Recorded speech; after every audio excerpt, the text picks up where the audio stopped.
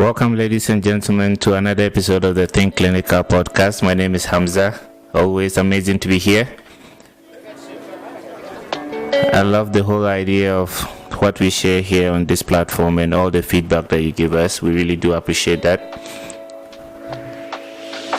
Today is going to be another very exciting episode. I'm really happy with what we are going to be discussing today. Very, very important topic, especially in the field of healthcare entrepreneurship, and a very important component of healthcare entrepreneurship, which circles around the concept of budgeting and how important budgeting is for healthcare entrepreneurs, especially those in the startup phase of their career. This is going to be a very exciting episode. I will attempt to walk you through all the different items that you need to know about budgeting, and then we will look at some very important details and strategies around budgeting and how to effectively use it. So this is another very exciting episode. My name is Hamza once again. If you haven't done that already, please remember to subscribe, like, and share.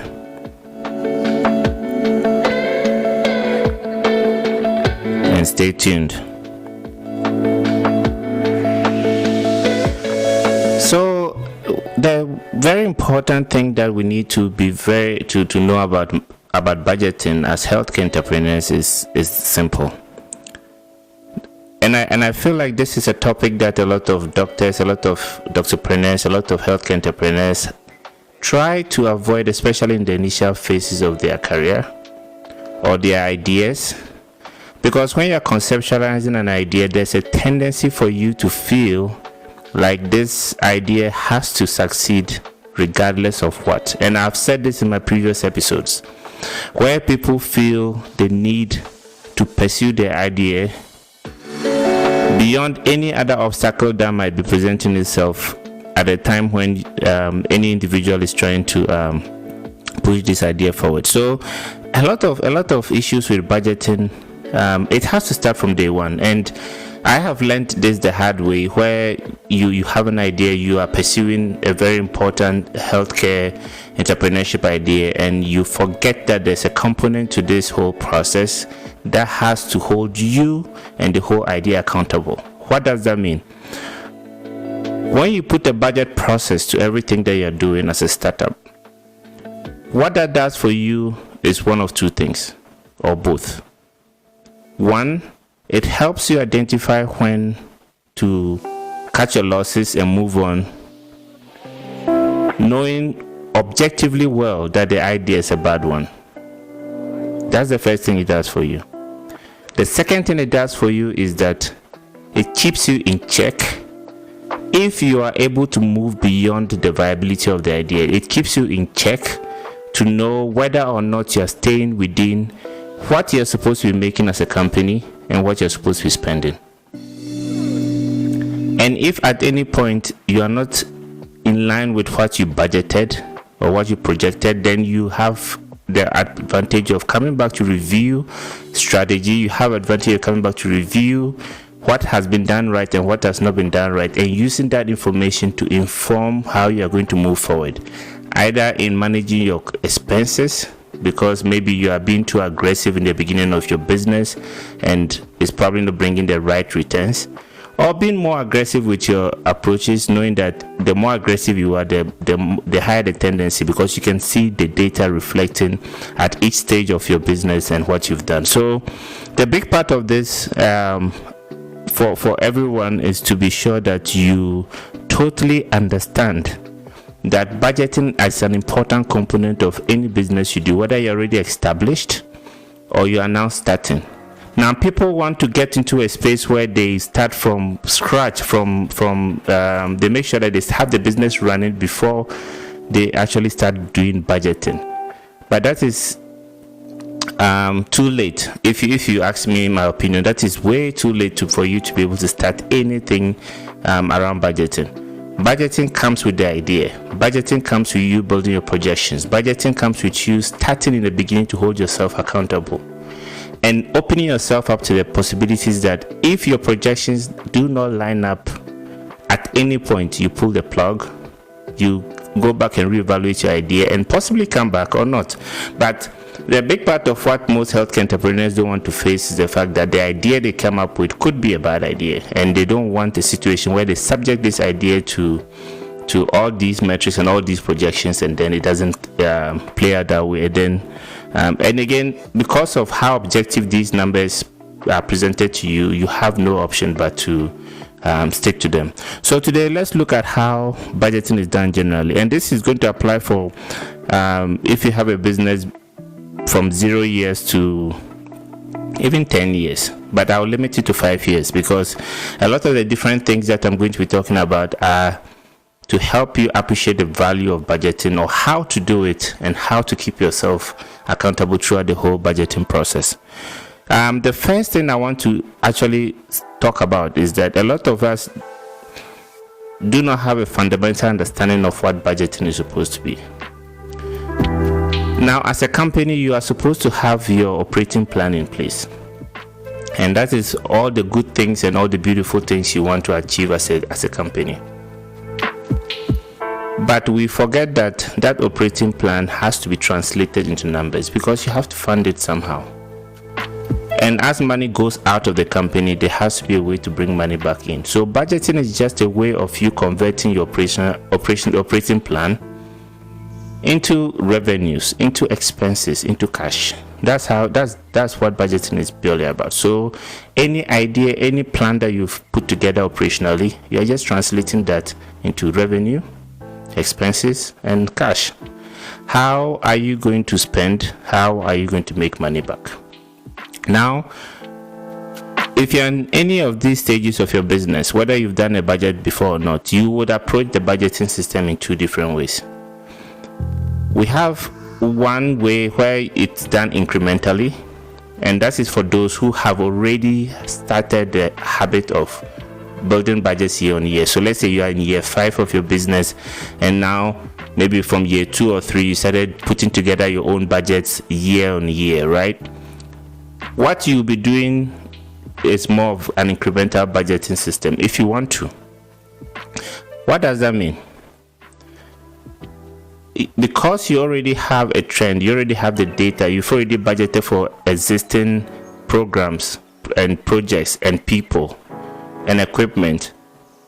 In incremental budgeting, the only thing you plan for are the changes you are going to make in maybe buying new equipment, in maybe hiring for new positions, or embarking in new programs. That's all you're going to do, because you already have the baseline of everything else that's existing. And that is if you've already done this for a couple of years. For most of you, it's going to be a zero-based budget, where right now everything or nothing is taken for granted. But this does not mean that if you've run your business for 5 years, you cannot do a zero-based budget. The zero-based budgeting just means that everything you do the year prior is put back into scrutiny. You take nothing for granted. You need to re-justify every existing equipment, every existing position, every existing program. You are going to justify that, including even new programs you're going to have. So every time it's going to be you starting from beginning and justifying everything up to the end. What is a disadvantage? The biggest advantage of the incremental budgeting system is that it takes minimal time commitment, because you already have a baseline, so you're just building on the new items you're going to add. You're adding to the whole program. But when you have a zero-based budget, it takes a lot of time. So imagine going back every year to re-justify every single thing that you have running the company before you have a budget to work for the next year. That's a lot of work, so it requires a lot of time. But again, if you've never done any budgeting for your startup or for your business, you obviously have to start from zero-based budgeting. You have to justify everything. You might have done purchases, bought equipment, bought items that you've not used yet, but now you have to justify those. Now, the big part of this conversation now moves into the process. Now, how do you do it? And this is the part where I would like to spend a bit more time. Now, when you decide to do a budget, which every entrepreneur, whether you're in a startup phase or wherever you are, if you decide to do a budget, you need to first of all establish certain guidelines to align whatever your operational plan is with your goals and strategies as a company. Now, without those budgetary guidelines, then you do not really have any scope within which you're going to be building your budget. So the first thing you have to do is to establish your budgetary guidelines, and these guidelines have to align with what your company goals, your objectives, your strategies are for the year.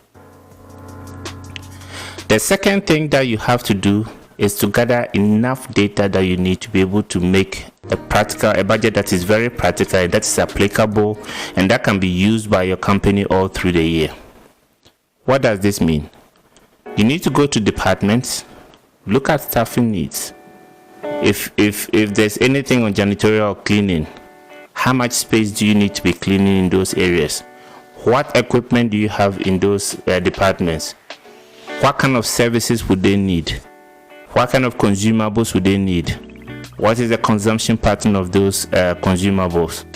How frequently do you service these machines? If they are old machines and they keep breaking down, are you planning on replacing these in the course of the year, or you are planning on just keeping or holding on to them? Again, if it's a new company that you do not have these departments already existing, or you do not have some activity already going on that you can go back to refer on, then the best place for you to get all this data is the market. You need to go into the market, look at other industries and other companies that are similar to what you're doing, and then adapt what they have done as companies to be able to more or less keep themselves going and be able to project accurately. So that is very important that you do. The data is important. The data is what is going to inform whether or not your budget is going to be applicable or practical or not. Because then what you will realize is that you have two things that will happen. It's either you overestimate what you're supposed to spend in the year, or you underestimate what you're supposed to spend in the year. If you overestimate and you have the financial muscle to carry it through, that is going to help you, especially when you overestimate your revenue. But if you overestimate your expenses, it means that you're going to be probably spending more than you are supposed to be, and which throws you off in the future. So it's important that you get as close as possible to what you can be making, like realistically. Otherwise, if you also project way higher than what you're supposed to make in revenue and you're not hitting those revenue numbers, you're going to get very, very, very frustrated, and it's going to look like you're not doing well as a company. Meanwhile, the data you're using to guide your performance is not accurate. It's not practical data. Okay, so data is important. Now, with this data, we have to now go into the budget process, where we now have to project our revenue and expenditure. What does this mean? When we have when you start your budgeting process, the first thing you need to do, and especially I'm going to talk about this in the healthcare industry, is your patient volumes. You need to project accurately what your patient volumes are going to be. Now, either patient or service volume, whichever you want to do, because there are other services, like especially healthcare tech companies, who might not deal with patients directly but deal with the service. So you're either projecting the number of patients you are seeing, if you have like a hospital business or a dental clinic or something that directly offers direct patient treatment and direct patient services. But if you have a service where you have a tech company that provides a different kind of or set up differently, then you are going to be providing what we call, you are going to be estimating your service. So you need to first of all project your volumes. What does that mean? Practically, you need to look at, by virtue of the capacity of your company and what you're projecting to do, the knowledge of the people you are going to serve concerning what you're going to do. So for example, if I'm building a hospital, I do not need to educate the consumer too much about the advantages of a hospital. They already know. My focus at that point would be that my strategies that I have should completely align with the number of patients I anticipate to see, which means that my strategies are going to draw patients from other businesses to mine. So, but if I'm running a business like a health tech company where I'm introducing an innovative process that people don't really know, that I have to educate people on, then in that case it becomes a different ball game, because then you have one hurdle of making people understand exactly what you do, and then now getting those volumes. So you should have to be practical on both ends, and depending on which way you are going, you need to project accurately. Otherwise, again, if you over project, you are going to be frustrated if you're not hitting those numbers. And again, if you underestimate to under project, it's going to look like you're really doing well as a company. Maybe natural fact you're not really doing very well. So that's something you need to look at very closely. Now, look at all these volumes. As I'm saying, you can look at your history. Look at if you're already existing, you've run for the last 3, 4, 5, 6 years. Look at your history, look at how your patterns have been, and project based on those patient volumes or those service volumes. If you are now starting a business, go into the market, do market research, find out averagely how and what volume of clients, businesses like yours are able to consume. Do proper market analysis and get more realistic numbers that you can use. Now, the second stage of the budget process, after you project your volumes, is now to convert those volumes into revenue. And that is where you have to attach pricing to every single item. Depending on the service or the number of patients you are seeing and the mix of services you are going to offer, you need to price very well, and then project how much you're going to make based on the number of patients or the volume of service you anticipate to produce in a year. So that's the second thing that you need to clearly define in your budget. And it has to be, you can do this in tabs. You can have where you make all your assumptions with all the patients you need to see, depending on the location, or the service you're going to provide, depending on the location, and the market analysis and all those things you need to do. And then you have to move beyond that and then convert those volumes, those volume of services or patients, into revenues. See how much you're going to make from them. And that means that attaching prices or attaching numbers to the different services you're going to provide, and projecting how much you're going to make based on your service mix, and how much and the number of the volume of patients you anticipate to see in the year. The third thing you have to do after projecting that the volume or the volume of services or patients into revenue, you need to also project that volume of services into expenditure. Now you need to know how much that's going to cost you. So this is how much you're going to make from this volume of patients or services that you've projected. You need to also look at how much that volume of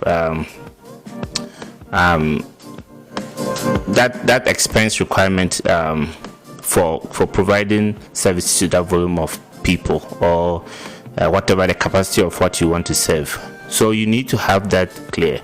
So first of all, project your volumes, whether volume of patients or volume of services or both, however you want to do it. Make sure it's realistic. Make sure it comes from other historical data. If you've run for a couple of years and you have data to back averagely how many patients or services you offer in a year. Or if you haven't, go into the market, do a lot of market analysis, look at companies that are similar to what you do and the environment you are and how much volume they are doing in terms of services or patients. Now convert those patients into revenue. Look at how much you're going to make from them based on the mix of services that you're going to provide for each person. And now convert those volumes also into expenses. Look at how much you're going to spend to provide those services to those different mixes that you have. And then the last thing is that now you have to put your revenue and expenditure together and start adjusting. Can you cut down on revenue? What is your bottom line at that point? How much are you going to make? How much are you going to spend? And then now you have to start adjusting your volumes. So do I have to see more patients to be able to improve my bottom line? Do I have to cut some expenses? Do I have to staffing? Do I need all these people in this department? How do I make it more efficient? Those are some of the questions you ask yourself and start adjusting, just so that you're able to put yourself in a position to succeed. Now, if you don't adjust this and just go with the raw numbers, then you have not optimized your budget. So you have to be very sure that after you get all this data together, sit down and now look at what number of people am I seeing? How is that going to translate into the what I anticipate for the company to be able to make in the coming year? How much am I going to spend? Do I need to spend all that money? Are there areas that I can cut down on cost? Establish those ones and go back and look at other ways you can make more money. So can I make more money? If I cannot cut down costs, for instance, can I make more money? Are there other ways I can explore making more money?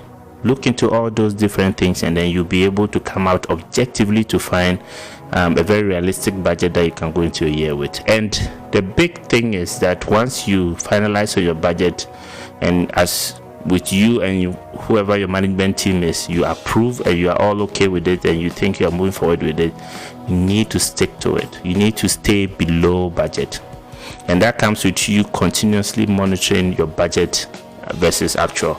You need to always look at how much you are actually making, let's say in your revenue, and compare to what you projected in budget. Are you doing better than you projected? Which is a good thing. Are you doing below what you projected? What are the strategies to catch up with what budget you budgeted for? Same for expenses. Are you spending more than you budgeted? If you are spending more, why?